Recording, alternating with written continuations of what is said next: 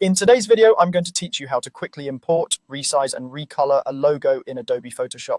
Whether you're preparing a mock-up, a social graphic, or a presentation slide, these essentials will help you place your logo cleanly and make it match your brand's colors. Start by opening your logo file in Photoshop.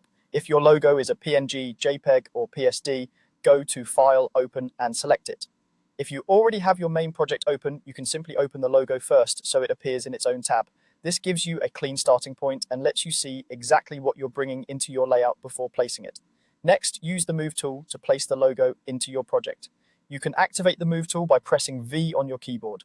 If the logo opened in a separate tab, click on its tab, then click directly on the logo layer and drag it up to your project tab. Hold for a moment to switch tabs, then drag down into the canvas and release. If the logo opened inside your project as a new layer, you're already set. Just click and drag to position it where you want it.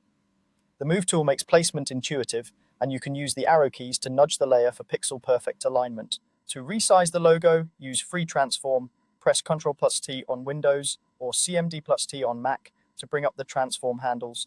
Drag a corner handle to scale the logo. If you want to keep the proportions consistent, hold Shift while dragging.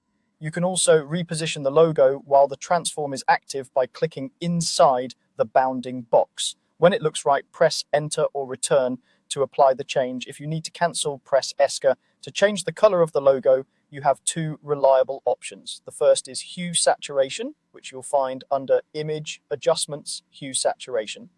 This works well if your logo has pixel-based color. Move the Hue slider to cycle through colors, adjust saturation for intensity, and use lightness to fine-tune brightness. If you want a single uniform tint, check the Colorize option, then tweak the sliders to reach your target color. The second option is a color overlay applied through blending options. Select your logo layer, then open blending options and enable color overlay. Pick your color and adjust the blend mode and opacity to get the exact look you want.